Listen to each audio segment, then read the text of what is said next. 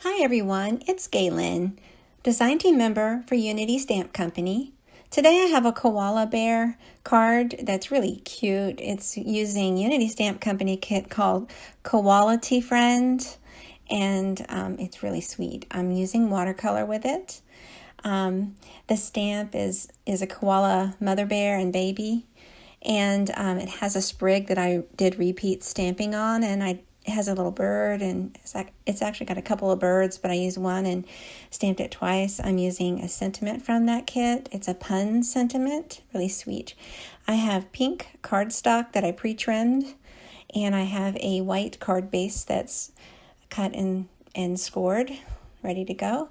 I have I stamped with Ranger Archival ink and jet black, but Gina K amalgam ink and jet black works just as fine. I have Canson watercolor paper, and I have watercolor brushes.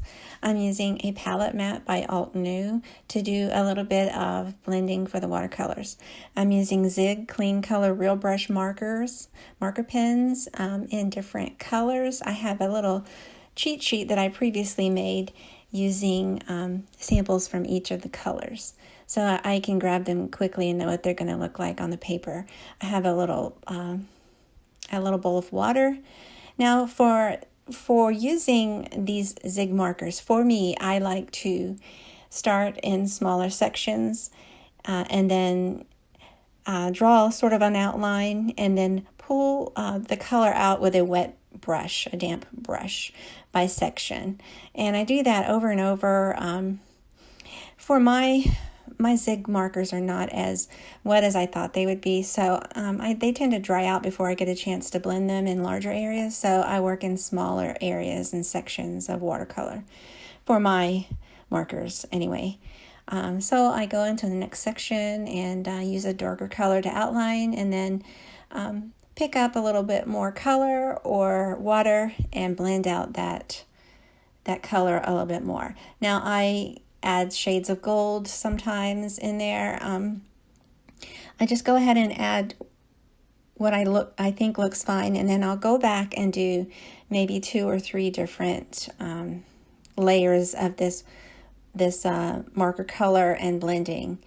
Sometimes when you heat set this and it dries to a different color. So I like to go ahead and add, again, some more color to get the shade that I want. I was hoping it would turn out a little more gray, but it turned out more beige, and that's fine. I'm using a little of the brown and tan shades for the ground. I do a couple layers for that as well. Now I'm going back and adding a little more of the gold shade to the bears because it dried it dried a little of a different color. So I'm adding a touch of pink to these sprigs. I know that probably it's not supposed to have any color, but I'm going to add them anyway. I just thought it would look pretty. The bear is sitting down in some flowers. So I'm coloring the birds with a little bit of blue and yellow, and then I blend those 2 colors together. Now I'm going to use a damp brush to blend out those flowers to make it look a little bit softer and a bigger area. And I heat set that. Now to make the sky, I'm just using the marker on the palette, adding additional water to dilute the color. It's very light blue, but it is still there. It's hard to show in the photos, but it is a light blue watercolor background. And then I heat set that. And it dried nicely. If you have puddles, you can use a paper towel to remove any puddles of water that are too saturated. And there you go. It's sweet. So I layered with double-sided tape. I added the pink panel, and then with foam tape, I added the top layer, and the sentiment, I placed that on top to finish. I hope you like this. Thanks for watching. I hope you take a moment to like my Facebook and to subscribe to my YouTube. Have a great day.